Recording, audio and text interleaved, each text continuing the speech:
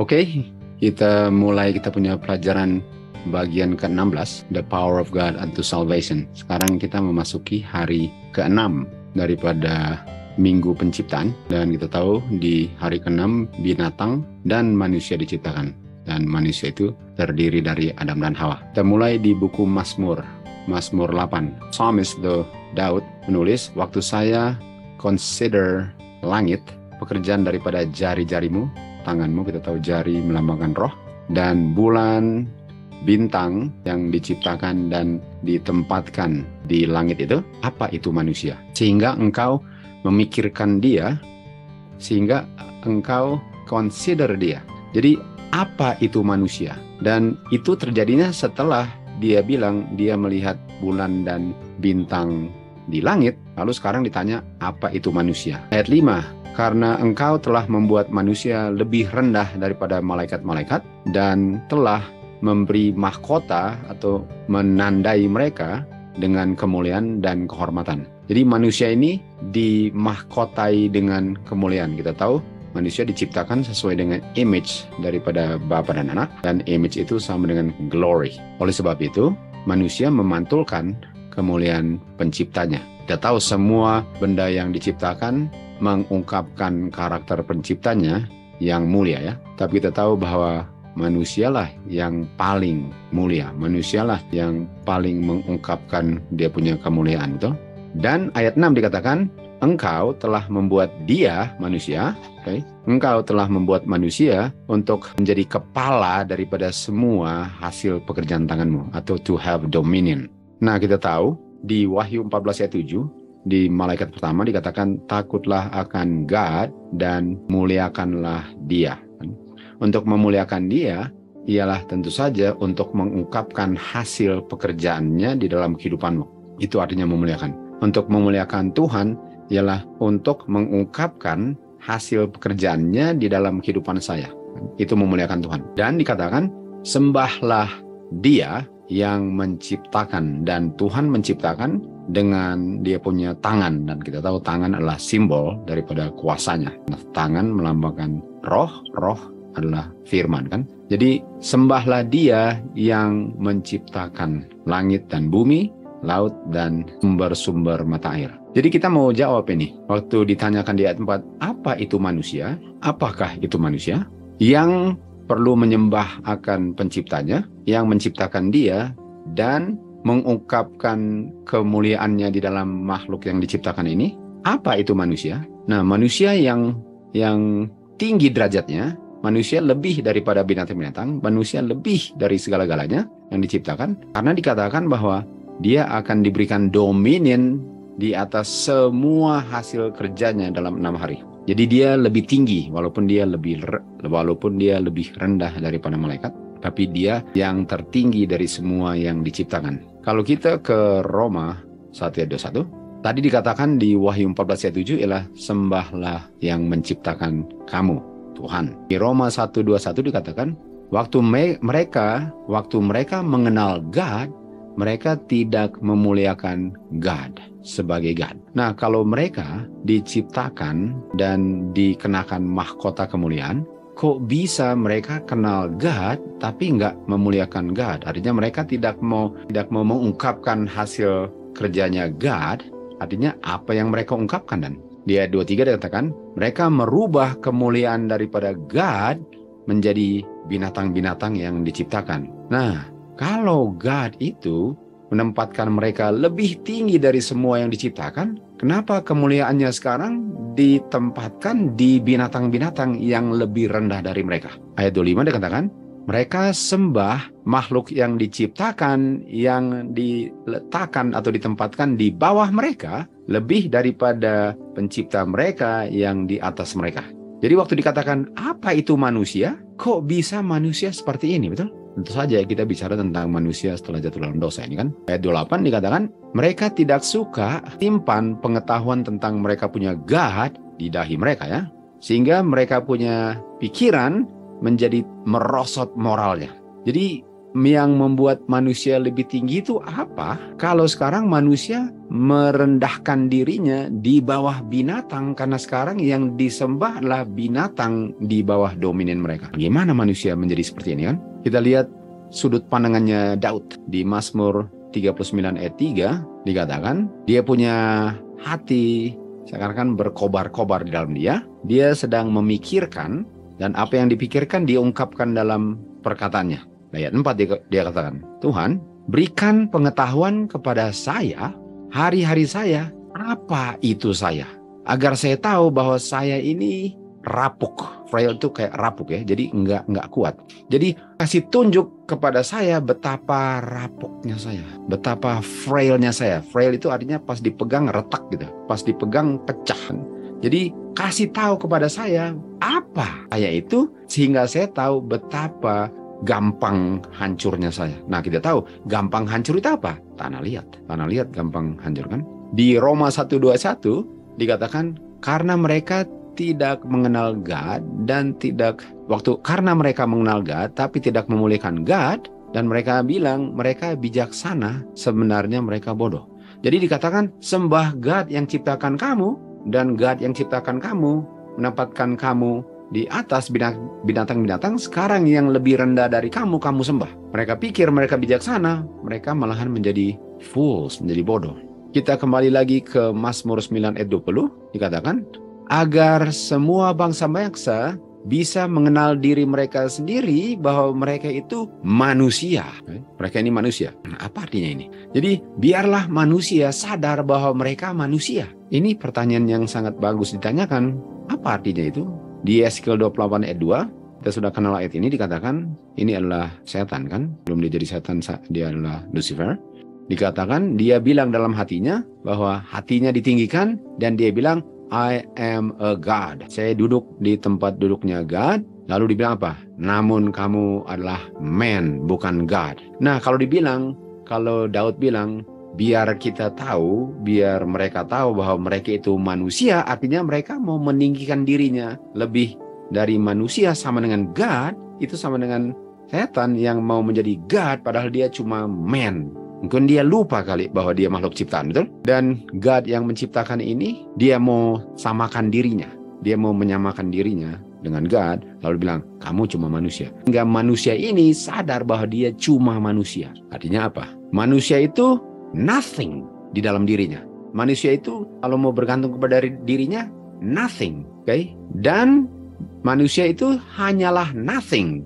Hanya nothingnya bisa menjadi something berdasarkan apa yang Tuhan berikan dan kesempatan yang diberikan kepada dia yang bisa membuat dia menjadi something.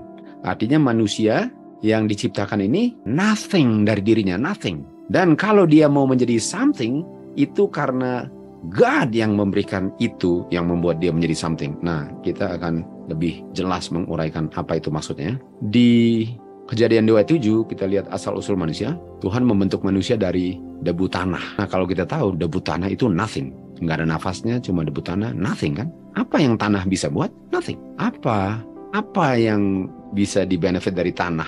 Yang bisa menyembah, memberikan kemuliaan bagi Tuhan? Nothing. Tanah nggak bisa bikin apa-apa. Dan manusia dibentuknya dari tanah. Itu nothingnya. Tapi nothing itu menjadi something waktu diberikan nafas kehidupan. Nah, apa bedanya dengan binatang? Binatang di hari ke-6.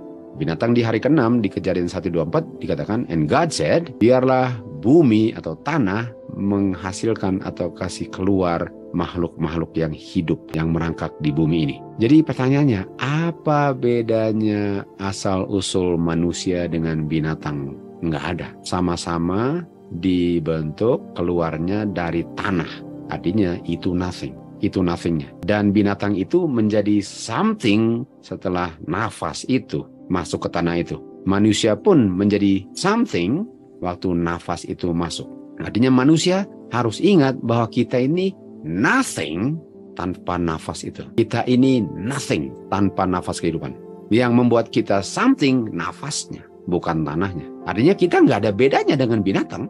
Kita nggak ada bedanya dengan binatang asal-usulnya. Karena kita sama-sama dari tanah. Kejadian 1:6 dikatakan, Tuhan bilang, marilah kami menciptakan manusia sesuai dengan kami punya image. Dan biarlah manusia have dominion di atas semua yang diciptakan oleh Tuhan, termasuk binatang ini. Artinya manusia diberikan dominionnya, hingga manusia ada dominion. Manusia itu nggak ada apa-apa kecuali diberikan oleh Tuhan.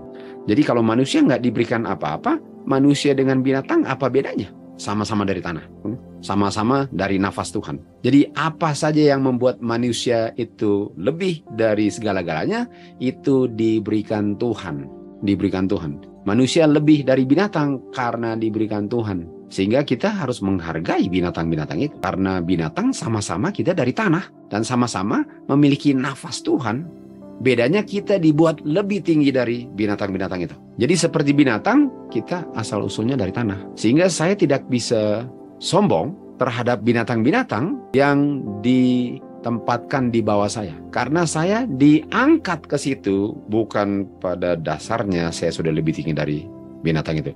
Waktu Tuhan ciptakan saya, Dia buat saya lebih tinggi, bukan karena saya punya jenis tanah lebih bagus daripada dari mana binatang-binatang ini keluar. Hanyalah dengan kuasa Tuhan yang bisa membuat tanah yang sama menjadi kemuliaan dan kehormatan. Dan inilah yang membuat kita berbeda dari binatang. Kita dibuat dengan kuasa Tuhan untuk memantulkan kemuliaan Tuhan yang jauh lebih lengkap daripada binatang. Dan itu dibuat Tuhan, bukan karena kita sudah begitu.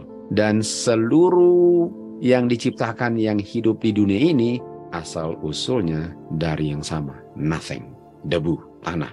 Dan menjadi sesuatu karena firman Tuhan. Di Pengkhotbah 3 ayat 20 dikatakan, semua perginya ke satu tempat yang sama. Semua itu semua yang diciptakan. Semua yang Tuhan ciptakan perginya ke tempat yang sama. Kemana? Ke debu. Jadi waktu di debu, di saat kita di debu, apakah debu singa lebih mantap daripada debunya ayam? Enggak.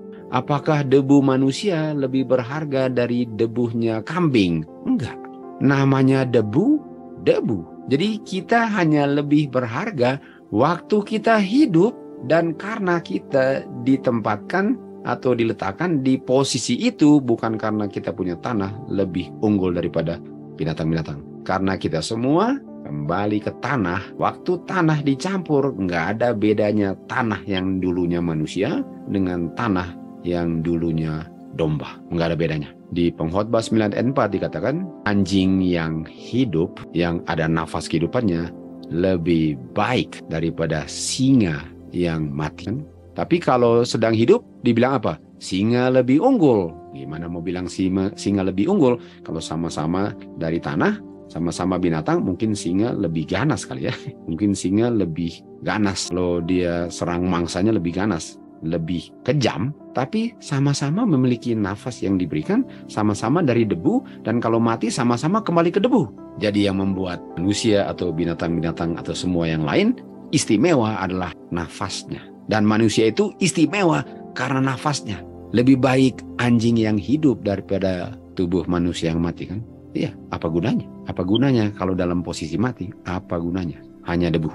Kalau manusia tidak mati, seperti kalau binatang, seperti kalau binatang mati lalu menjadi tidak ada, dan kalau manusia nggak mati sebagaimana binatang waktu mati menjadi nggak ada, itu hanya karena dia memiliki kerendahan hati dan mau menerima hikmat yang datangnya dari Tuhan. Jadi manusia itu bisa hidup selama-lamanya, sementara binatang menjadi debu selama-lamanya. Itu bukan karena manusia lebih istimewa daripada binatang, tapi manusia menerima hikmat karena dia memiliki kerendahan hati untuk menerima hikmat itu sehingga dia tetap hidup. Jadi jangan kita pikir bahwa kita lebih hebat dari segala-galanya. Dan kalaupun lebih hebat itu karena kita ada kerendahan hati yang siap untuk menerima hikmat dan kebenaran Tuhan sehingga kita nggak pernah menjadi debu. Mazmur 49 ayat 20 dikatakan, orang yang di dalam kehormatannya, orang yang dalam posisi hormat tidak mengerti bahwa dia seperti binatang yang akan binasa, Jadi kita lihat, oh kita lebih dari binatang. Well, kalau kita sembah bukan God, apa bedanya dengan binatang? Apa bedanya dengan binatang? Kalau kita nggak kenal kita punya God, Apa bedanya dengan binatang? Binatang pun nggak kenal dia punya God yang menciptakan dia. Sama-sama dari debu, dan waktu hidup nggak kenal penciptanya. Apa bedanya dari binatang? Jadi kenapa manusia mau sombong, dan kenapa manusia mau sombong? Manusia dibuat dari debu agar dia bisa ingat bahwa dia nothing kalau bergantung kepada dirinya sendiri. Jadi jangan lupa kamu dari debu. Dan karena kamu dari debu, artinya kamu bisa kembali ke debu dan kamu nothing. Kamu nothing. Jadi manusia nggak ada alasan untuk menjadi sombong. Karena apa yang dia miliki itu pun diberikan. Dan kalau itu diberikan kepada binatang, apa bedanya binatang dengan manusia? Karena nggak diberikan saja, binatang nggak demikian. Tapi Tuhan bisa berikan, dan manusia itu bisa sama dengan binatang kalau Tuhan berikan kepada binatang. Jadi yang membuat kita lebih unggul adalah yang Tuhan berikan, dan kita pun perlu rendah hati untuk menerimanya. Manusia dibuat dari debu, dan jangan lupa itu. Manusia dibuat di dalam image daripada Tuhan, sehingga dia bisa memiliki kemungkinan yang tidak terbatas kalau dia connect terus dengan Tuhan. Jadi itu bedanya. Apa sih manusia? Nggak ada bedanya. Dengan yang lain nggak ada bedanya. Bedanya manusia bisa merendahkan dirinya untuk menerima hikmat dari Tuhan, sehingga dia bisa memantulkan kemuliaan Tuhan dan sembah Tuhan. Binatang nggak bisa itu. Dan kalau manusia tidak mau merendahkan dirinya seperti Nebukadnezar, dia menjadi seperti binatang untuk 2520 hari. 7 times. Apa bedanya? Apa bedanya? Kan? Yohanes 5 ayat 30. Tuhan Yesus bilang, saya dari diri saya sendiri nggak bisa bikin apa-apa. Bukankah ini bahasa manusia kalau dia sadar akan kondisi sebenarnya? Saya debu nggak bisa bikin apa-apa. Yang saya bisa buat itu karena sesuatu yang Tuhan berikan. Kalau hanya mau bergantung kepada saya punya kemanusiaan, kedebuan ini, saya nggak bisa bikin apa-apa. Jadi ini Tuhan Yesus yang ngomong. Kenapa Tuhan Yesus ngomong seperti ini? Dikatakan di Filipi 2:7, Tuhan Yesus mengambil bentuk hamba dan dibuat menjadi serupa manusia. Dan kita tahu manusia debu, nggak bisa bikin apa-apa kecuali diberikan. Tuhan Yesus menjadi manusia seperti manusia debu. Bayangkan pencipta manusia dari debu mengambil bentuk manusia yang dibentuk dari debu. Hingga Tuhan Yesus yang mengambil bentuk manusia yang dibentuk dari debu, bilangnya, saya dari diri saya nggak bisa bikin apa-apa. Jadi kalau Tuhan Yesus bilang itu, kok manusia bisa bikin apa-apa? Bapa mengirim anaknya in the likeness of sinful flesh. Bukan hanya dari manusia bentuk debu, dari manusia bentuk debu yang telah dicemarkan oleh dosa. Sehingga dia bilang apa? I can of mine own self do nothing. Artinya saya juga dong. Saya nggak bisa dari diri saya sendiri nggak bisa bikin apa-apa. Kalau Tuhan Yesus bilangnya seperti itu. Kita tahu Tuhan Yesus ada keilahiannya dan dia nggak pernah pakai itu. Itu sebabnya dia bilang itu kan. Nah di selected message dikatakan, Kristus tidak pura-pura mengambil nature-nya manusia. Dia sesungguhnya mengambil nature manusia. Dalam kenyataannya dia memiliki nature-nya manusia. Artinya waktu Tuhan Yesus bilang, saya sebagai manusia nggak bisa bikin apa-apa. Itulah kondisi kita yang kadang-kadang kita lupa bahwa kita seperti itu. Nggak ada bedanya dengan semua makhluk yang diciptakan.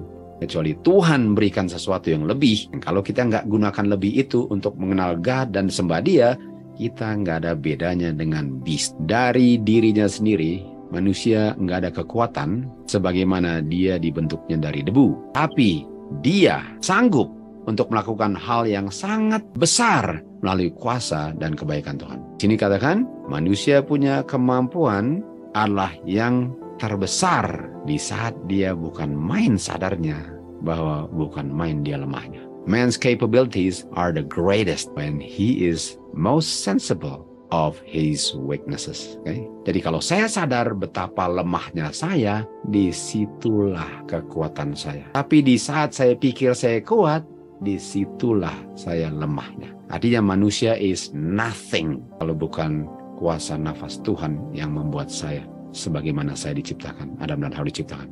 2 Korintus 12 ayat 9 dan selanjutnya, kasih karuniaku cukup untuk engkau, kekuatanku sempurna di dalam kelemahanmu, agar kuasa Kristuslah yang berdiam dalam kamu selama kamu sadar betapa lemahnya kamu. Di saat manusia meninggikan dirinya, di saat itulah dia bukan main lemahnya atau mengungkapkan kelemahannya. Dia selalu lemah. Di saat dia menyombongkan dirinya, kelihatanlah betapa bodohnya dia. 2 Korintus 12:10 dikatakan, saya senang dalam saya punya penderitaan, saya punya kebutuhan, saya punya penganiayaan. Saya senang dalam kondisi saya penuh dengan distress. Kenapa? Karena waktu saya dalam posisi yang diungkapkan kelemahan saya, disitulah sayanya kuat. Artinya manusia nggak ada kekuatannya apa, nggak bisa bikin apa-apa. Manusia nggak bisa bikin apa-apa kecuali kekuatan dia yang dia terima hanya di saat dia sadar betapa lemahnya dia. 1 Yohanes 4:4 katakan, lebih berkuasalah dia yang dalam kamu daripada dia yang dalam dunia. Artinya kuasa Tuhan itu hanya berada dalam saya kalau saya sadar saya nothing. Ingat Tuhan bilang, without me you can do nothing.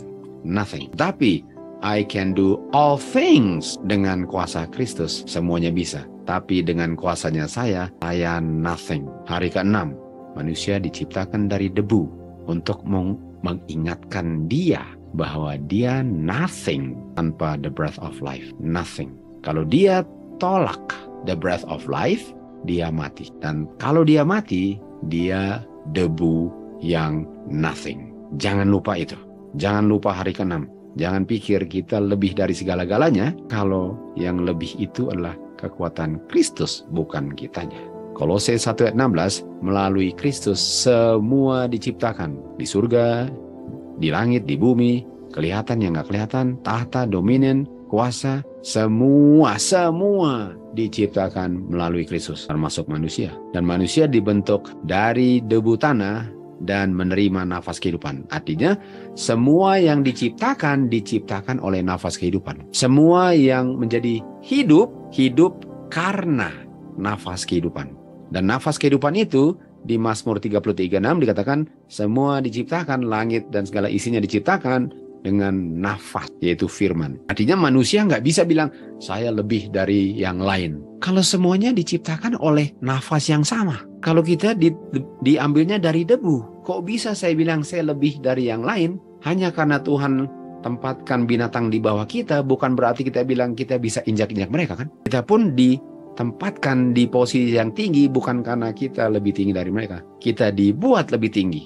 Semua diciptakan oleh nafas yang sama. Artinya kita harus menghargai semua ini. Tentu saja di saat dosa ada binatang-binatang yang nggak bisa toleransi kan, itu lain cerita. Binatang-binatang di ladang bernafas dengan udara yang sama atau oksigen yang sama yang kita gunakan untuk nafas juga. Semua menerima pemberian dari Tuhan, nafas kehidupan. Semua burung, binatang-binatang, semua menerima yang sama dari sumber yang sama. Sehingga semua sama. Dan walaupun semua sama, ada yang dibuat lebih tinggi. Lebih tinggi manusia, harusnya lebih rendah hatinya. Jangan lupa Lucifer. Yesaya 2:22. Dikatakan apa? Kamu tahu nggak bahwa kamu punya kehidupan itu di kamu punya hidung. Nafas itu di hidung. Nah, kalau nafas di hidung dan kalau nafasnya, apa yang terjadi? Nah, kita baca terus. Artinya dia punya nafas yang adalah nafas kehidupan diberikan oleh dia dan adanya di hidung.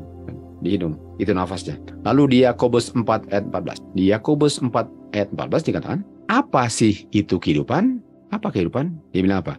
Kehidupan itu adalah uap. Uap kan? Kalau dingin kan kelihatan uapnya. Lihat ini, manusia ini kelihatan dia punya nafas kan? Uapnya. Ini buffalo atau bison ini ada dia punya nafas kelihatan. Ini burung pun kelihatan nafasnya. Semua nafasnya dapatnya dari pencipta. Dia punya kehidupan itu hanya seperti uap. Muncul satu hari, lenyap keesokan hari. Jadi binatang, burung, manusia sama. Dalam hal itu sama. Jadi kenapa kita mau memperlakukan binatang seakan-akan mereka rendah sekali kalau kita diambilnya dari tempat yang sama, diberikan nafas yang sama, hanya diberikan untuk jaga mereka semua. Jangan disembah mereka. Sama-sama kita punya kehidupan di nafas kita masing-masing. Ayub 34:14 dikatakan, kalau Tuhan ambil kembali rohnya yang adalah nafasnya yang ada di hidungnya, semua makhluk hidup binasa sama-sama. Semua kembali menjadi debu. Sudah bisa lihat? Manusia dalam sombongnya, kuasa yang diberikan untuk memuliakan Tuhan dia gunakan untuk menindas orang, menganiaya orang, meninggikan dirinya. Padahal nafas itu bisa ditarik dari hidungnya, langsung dia jadi nothing. Bukan main-main manusia jadi sombongnya. Dan dengan nafas yang diberikan, dia bilang, tidak ada God. Pengkhotbah 12:7 katakan, kamu akan kembali menjadi bumi, bagian daripada bumi. Dan nafas itu kembali kepada Tuhan yang memberikannya. Kamu menjadi debu. Selama nafas masih ada, muliakanlah Tuhan. Kita diciptakan, diberikan nafas untuk memuliakan Tuhan. Binatang-binatang diciptakan untuk memuliakan Tuhan. Tapi mereka nggak pernah berdosa kan? Manusia yang ditempatkan di lebih tinggi daripada binatang-binatang ini malahan membantai binatang ini untuk dikonsumsi. Coba pikir itu. Apakah itu fungsinya kasih binatang yang sama-sama dari debu dan sama-sama terima nafas untuk dinikmati seperti itu? Bukan main.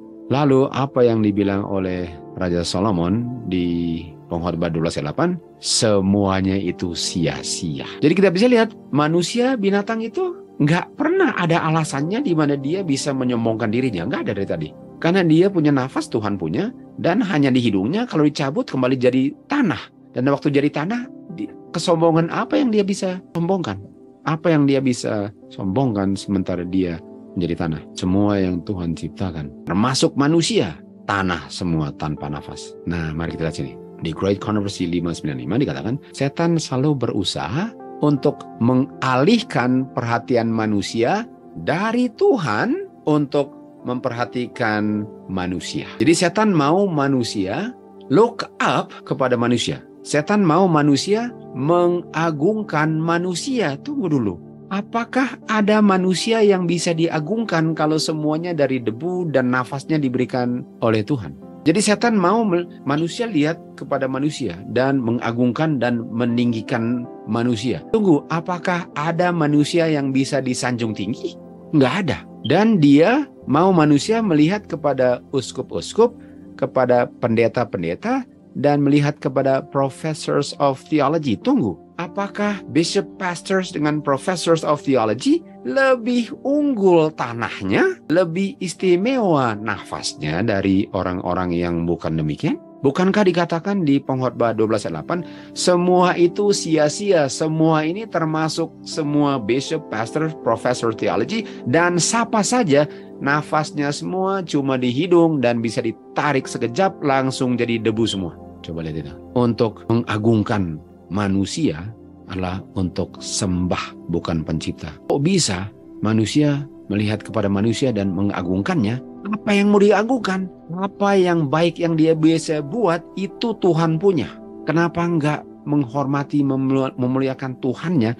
Kenapa orangnya yang disanjung-sanjung kalau dia hanya debu? Jangan lupa. Jadi setan mau kita melihat kepada bishop, pastors, professors of theology sebagai penuntun kehidupan mereka. Dan setan nggak mau kita menyelidiki firman Tuhan untuk belajar tugas tanggung jawab kita sendiri. Jadi manusia dibuat sangat bergantung kepada manusia yang debu dan ada nafas tapi digunakan untuk kesombongannya. Kita lanjut.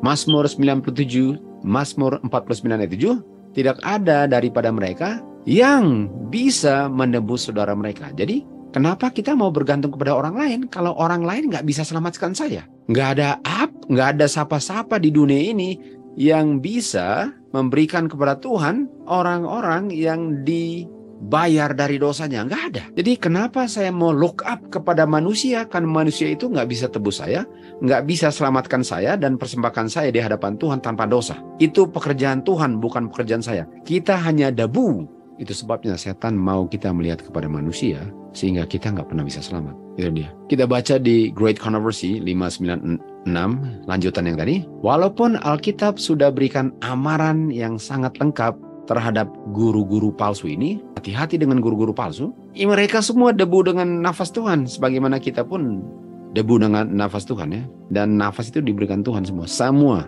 mau title apapun sama semua. Walaupun Alkitab sudah berikan amaran yang penuh mengenai atau terhadap guru-guru palsu, banyak orang siap untuk mempercayakan keselamatan mereka kepada pemimpin-pemimpin gereja ini. Seakan-akan pemimpin gereja ini atau pekerja-pekerja agama ini bisa selamatkan kita.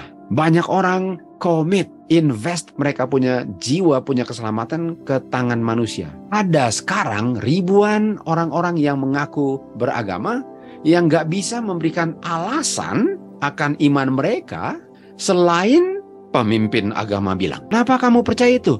Oh, dia pendeta bilang itu sih. Kenapa kamu percaya itu? Well, dia bilang itu. Ribuan orang yang mengaku beragama nggak bisa mempertanggungjawabkan iman mereka, dan waktu dipertanggungjawabkan mereka bilang, saya punya pendeta bilang. Kamu selidiki nggak? Nggak usah, pendeta udah bilang kok. Atau siapa saja lah selain pendeta pun.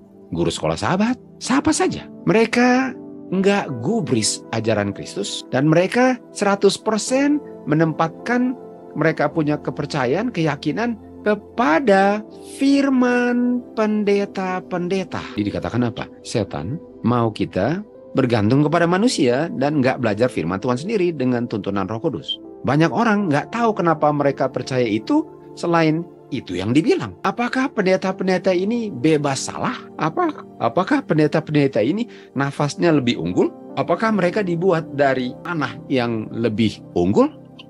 Bagaimana kita bisa mempercayakan kita punya keselamatan kepada tuntunan daripada orang-orang ini, kecuali kita tahu bahwa yang mereka ajarkan adalah firman Tuhan. Banyak orang tidak ada keberanian untuk keluar dari jalur yang salah ini. Kenapa? Karena mereka nggak mau mempelajari sendiri apa itu kebenaran. Dan karena mereka nggak tahu kebenaran, tapi nggak mau hilang, mereka takut untuk tolak apa yang pimpinan bilang karena mereka sendiri nggak belajar dan nggak tahu. Dan mereka takut hilang, terpaksa mereka main percaya saja karena orang-orang ini ke sekolah. Padahal mereka nafasnya di hidung mereka juga. Sehingga mereka sekarang mereka terikat dalam rantai yang tidak ada pengharapan. Kalau saya nggak suka belajar, tapi suka selamat, ya rubah itu. Kalau saya nggak suka belajar, tapi nggak mau hilang, dari mana dan saya terima kebenaran itu kecuali dari orang yang ke sekolah. Sehingga saya nggak tahu sendiri, saya nggak belajar sendiri. Dan mereka nggak mau. Jadi kalau bilanglah orangnya sudah berselingkuh, nggak apa-apa, dia kan sudah diurapi Tuhan. Karena kalau dia buang orang yang berselingkuh, mau dari mana lagi dia punya pengharapan keselamatan? Akan Tuhan Yesus nggak ada, akan Roh Kudus nggak ada. Mereka melihat bahwa kebenaran untuk zaman ini sangat jelas di Alkitab. Mereka bisa merasakan pengaruh daripada Roh Kudus dalam pekabaran yang dikabarkan. Namun mereka izinkan oposisi dari pemimpin-pemimpin gereja untuk membuat mereka tolak kebenaran itu. Walaupun mereka bisa lihat bahwa yang dikabarkan oleh orang-orang yang mengabarkan kebenaran ini benar, mereka bilang benar ini. Tapi mereka nggak berani untuk ambil kesimpulan yang berbeda dari pendeta-pendeta yang menolak. Mereka punya rasional individual. Mereka punya keselamatan. Mereka korbankan untuk bisa menyesuaikan pendapat pemimpin-pemimpin yang tolak pekabaran ini. Sudah bisa lihat apa yang terjadi di akhir zaman? Kita bergantung kepada tanah yang ada nafas, yang tolak nafasnya untuk keselamatan kita, daripada kita bergantung kepada si pemberi nafas. Kalau kamu mau percaya, jangan percaya kepada manusia princess. Jangan percaya kepada manusia. Tidak ada pertolongan di situ. Betul, ada manusia yang kabarkan kebenaran. Betul, jangan percaya orangnya, percaya kebenarannya kalau memang benar. Lalu ayat 4 dikatakan, karena manusia punya nafas, bisa lenyap dan dia kembali ke bumi. Di hari itu pikirannya lenyap. Tapi bersukacitalah dia yang memiliki pertolongan, yang pengharapannya adalah dalam Tuhan, yang menciptakan, yang memberikan nafas. Sebagaimana kalau kita bergantung kepada manusia, manusia punya nafas bisa lenyap kapan saja. Itu sebabnya saudara-saudara, kita punya keselamatan itu, kita punya pilihan dan kita harus bijaksana untuk memilihnya. Karena kalau kita bergantung kepada manusia, karena kita nggak mau belajar sendiri, kita nggak bergantung kepada sumber daripada manusia, tapi kita bergantung kepada manusianya. Mudah-mudahan kamu belajarnya benar ya, supaya saya jangan hilang. Pengharapan kita satu-satunya dalam Kristus. Yohanes 14 ayat 6 katakan, Tuhan Yesus bilang, akulah kehidupan, akulah mata air kehidupan, akulah sumber kehidupan. Nah, lawannya kehidupan apa? Mazmur 8, Roma 8 sore. Apa lawannya kehidupan? Kematian. Untuk memiliki pikiran kita yang dipenuhi oleh Roh Kudus itu kehidupan, tapi kalau kita tolak kehidupan itu dan kita terima ingin daging, itu kematian. Lawannya kehidupan adalah kematian. Dan kematian itu Roma 6:23 sama dengan dosa. Artinya Tuhan bilang, akulah kehidupan, tanpa aku dosa. Tanpa aku mati. Tanpa aku kamu debu. Kamu menjadi hidup karena nafasku. Dan kalau kamu tolak kehidupanku, firmanku, rohku, pengajaranku, kamu mati. Karena tanpa itu lawannya hidup, mati. Dan kita tahu dosa adalah hasil kerjanya setan. Kehidupan adalah hasil kerjanya Tuhan. Tuhan bekerja menciptakan kehidupan manusia yang hidup. Setan bekerja untuk menyingkirkan kehidupan itu.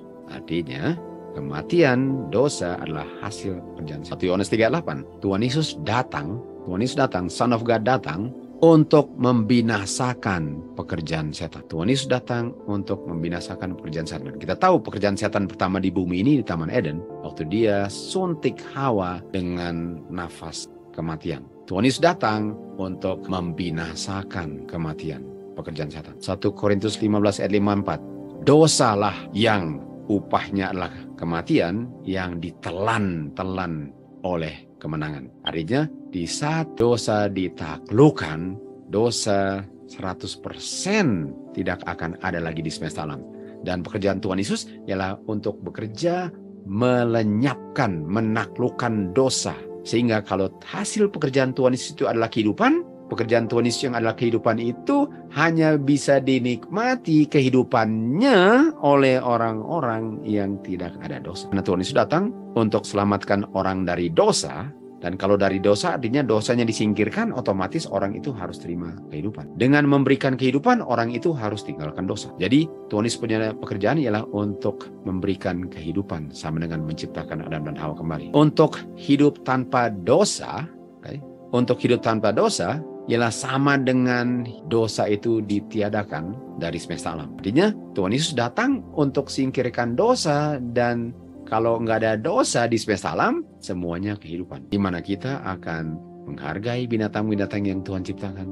Binatang akan menghargai orang-orang yang diciptakan. Nggak ada yang saling bunuh-membunuh kan? Karena kita semua diambil dari debu, kita semua hidup karena kehidupan Tuhan. Dan nggak ada yang akan membunuh. Karena bunuh itu ialah untuk menyangkal kehidupan itu, sehingga kita menjadi debu. Nggak ada kematian lagi di situ. Nah, Amsal 12 ayat 8 dikatakan, kehidupan itu adalah righteousness. Righteousness itu karakter Tuhan yang sempurna, ya, diungkapkan dalam hukum, yang diungkapkan dalam kehidupan Tuhan Yesus yang nggak pernah melanggar hukum. Itu righteousness. Di Yohanes 5 ayat 26 dikatakan, kan? Di Yohanes 5:26 dikatakan, Bapa memiliki kehidupan, atau Bapa adalah righteousness di dalam dirinya, dan Bapa memberikan kepada anaknya agar anak memiliki righteousness di dalam dirinya. Karena kata lain, hidup adalah righteousness.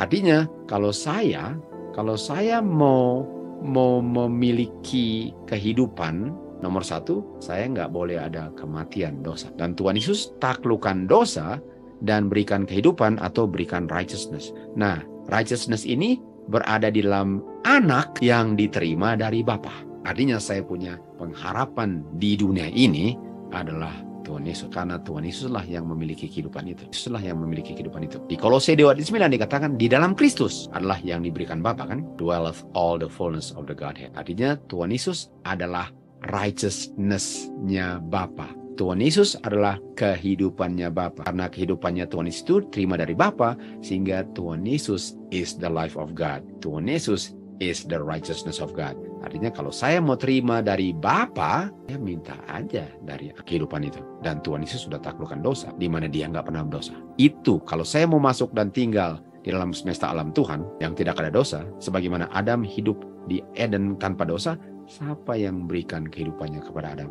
Tuhan Yesus, yang Tuhan Yesus miliki dari Bapa. Jadi kalau saya mau kembali ke Eden, saya harus terima kehidupan dari siapa lagi? Tuhan Yesus. Di dalam Tuhan Yesus, kehidupan yang sempurna dan penuh itu bisa dihembuskan kembali kepada saya kalau saya terima. Dan untuk terima itu ialah untuk merendahkan diri, dan merendahkan diri artinya untuk enggak menjadi sombong dengan kehidupan saya sama manusia terhadap binatang-binatang semua yang diciptakan. Saya sangat menghargai semuanya karena saya mengerti bahwa kita semua datangnya dari debu dan bisa kembali ke debu kapan saja. Oke? Jadi kita lanjut. 1 Timotius 6 ayat 16. Bapa sendiri yang memiliki immortality, kehidupan yang nggak bisa berakhir. Dan kehidupan yang tidak bisa berakhir itu diberikan kepada anak. Jadi Bapa yang memiliki satu-satunya memiliki immortality, Bapa itu memberikan kehidupan itu kepada anak. Nah, tadi kita bicara tentang manusia punya nafas, bisa lenyap sekejap kan? Kalau bisa lenyap sekejap, apakah itu immortality? Enggak.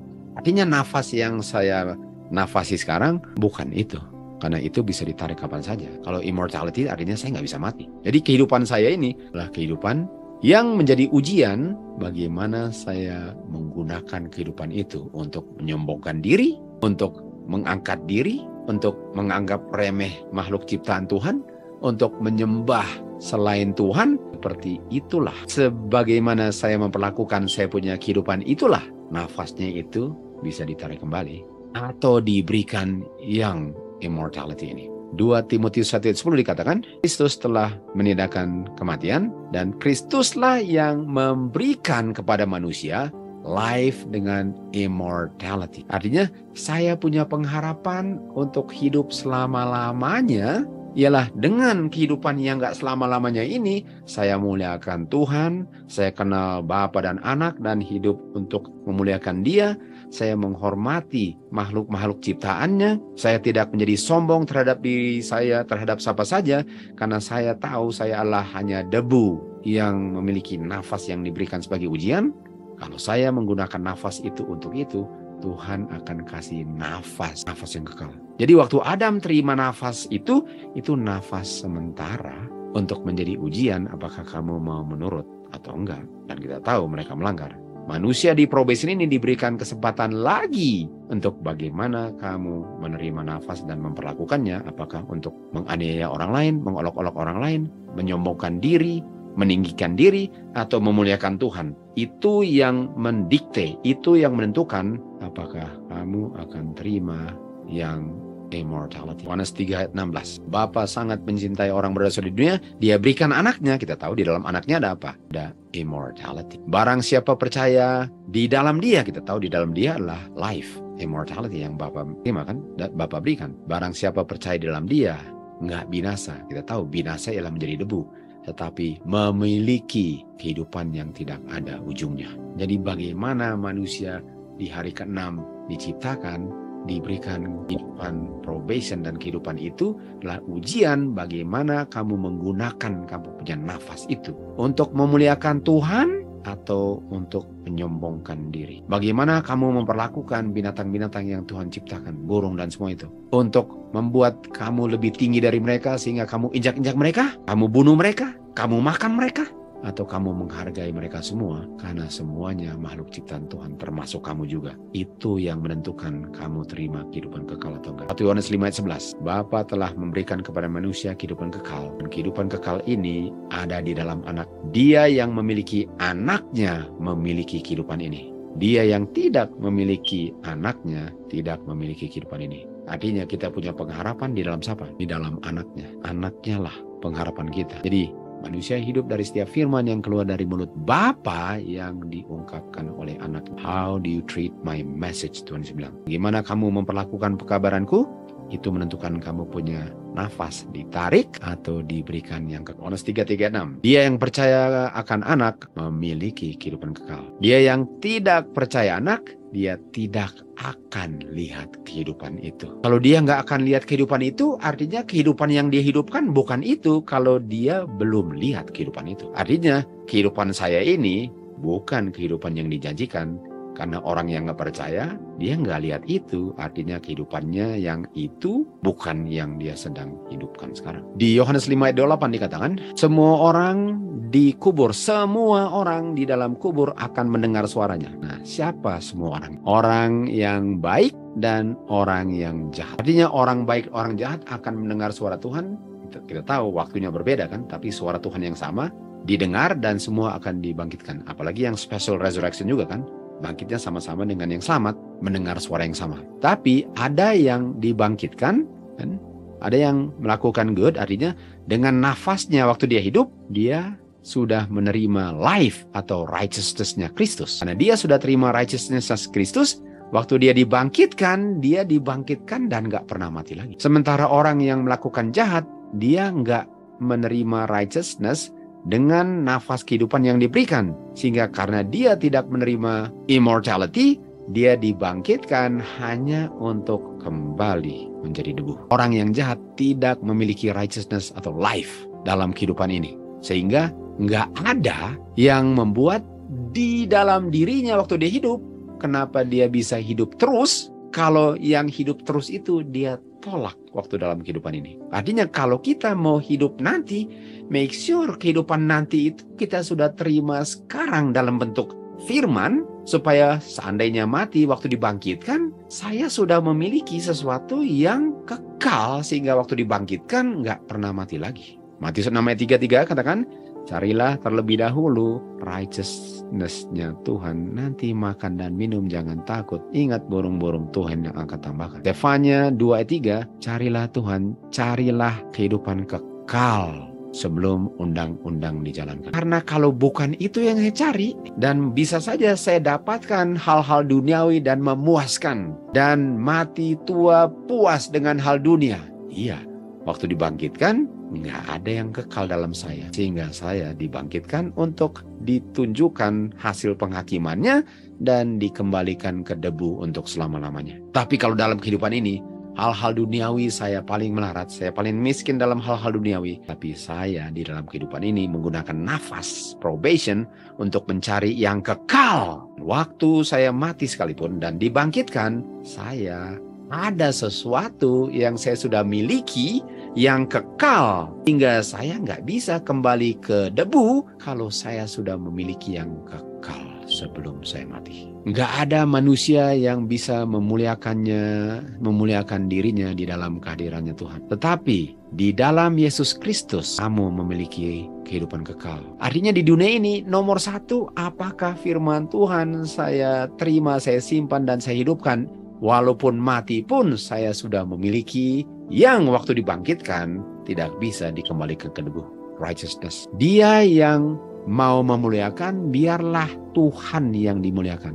Nah, di sini, man can be at his highest state only when he gladly acknowledge that he is nothing. Manusia itu bisa kedapatan dalam posisi yang tertinggi hanya kalau dia dengan rendah hati menyadari bahwa dia nothing. Lebih saya sadar saya debu, lebih kalah kehidupanmu. Di orang yang sombong hanya bisa nikmati kesombongannya di dalam nafas sementaranya. Orang yang rendah hati, walaupun diinjak-injak di dalam kehidupan sementaranya, tapi dialah yang akan injak-injak debu orang yang sombong waktu dia hidup untuk selama-lamanya. Satu-satunya sumber pengharapan.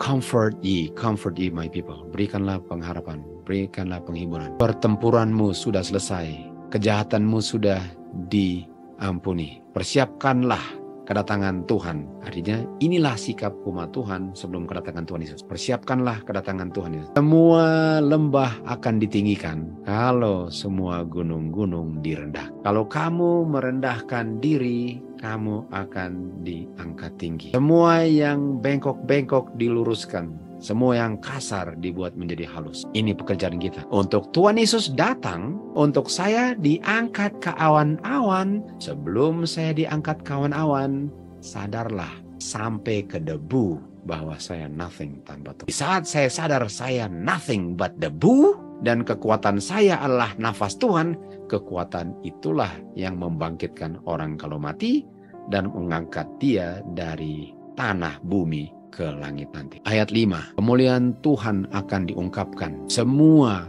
akan melihatnya. Dan suara yang mengatakan, apa yang saya mau serukan? Dan yang saya serukan ialah semua manusia itu rumput. Semua kebaikannya seperti bunga yang akhirnya layu. Rumput layu, bunga layu. Orang-orang itu adalah rumput. Rumput layu, bunga layu, debu. Semua debu, tapi firman Tuhan akan bertahan selama-lamanya. Artinya, sadarlah bahwa saya hanya debu. Di saat saya sadar saya debu, hanya Tuhan punya nafas kehidupan roh, righteousness lah, yang unggul dalam kehidupan saya. Karena Tuhan Yesus datang dalam kemuliaan Bapanya dengan malaikat-malaikatnya, Dia akan memberikan upah bagi setiap orang sesuai dengan pekerjaannya. Pekerjaannya dia. Dan jangan lupa, waktu dibilang semua rumput, semua manusia itu rumput, ini artinya semua manusia rumput. Tuhan bilang, biarlah bumi mengeluarkan rumputnya. Artinya, rumput itu hanya berharga karena firman yang bilang jadilah rumput. Jangan pernah rumput menjadi sombong karena rumput itu bukan rumput kalau nggak ada firman yang bilang jadilah rumput. Semua manusia adalah rumput dan kemuliaan manusia hanyalah seperti rumput dan bunga yang layu. Bunga layu, rumput layu. Tapi firman Tuhan yang menciptakan rumput itu kekal selama rumput itu nggak pernah menyombongkan dirinya. Yang membuat rumput kekal, yang membuat manusia kekal adalah firman, bukan rumputnya. Selama rumputnya selalu memuliakan Tuhan. Matius 5 ayat 16. Agar mereka bisa melihat hasil pekerjaanmu. Jadi rumput bilang, kamu mau lihat saya yang hijau, yang indah? Waktu mereka lihat, apa rumput bilang? Muliakanlah Tuhan, karena keindahan saya adalah Tuhan punya keindahan. Filipi 2:12. Ungkapkanlah hasil pekerjaan keselamatanmu yang sebenarnya adalah hasil pekerjaan Tuhanmu. Artinya rumput itu hanya seindah penciptanya. Manusia yang diciptakan hanya seindah penciptanya. Tanpa penciptanya punya kuasa yang diungkapkan, kita semua debu. Dan di saat kita sadar itu semua, dunia akan diterangi dengan kemuliaan Tuhan melalui rumput-rumput yang penuh dengan kemuliaannya. Kuasa Tuhan yang tidak terbatas akan diungkapkan dalam rumput yang lemah. Demikian juga kuasa Tuhan itu bekerja di dalam hati orang yang percaya. Dia yang acknowledge dia nothing, lemah, tidak berdaya seperti rumput, akan menerima kekuatan untuk mengungkapkan kuasa Tuhan. Sehingga semua makhluk yang diciptakan di dunia baru tiada lain selain mengungkapkan kemuliaan penciptanya. Hanya di bumi inilah Tuhan tidak dimuliakan. Tapi walaupun hanya di dunia ini Tuhan punya kemuliaan tidak kelihatan, di bumi inilah ada orang-orang yang mengungkapkan kemuliaan Tuhan. Hingga satu kali kelak semua mata akan melihat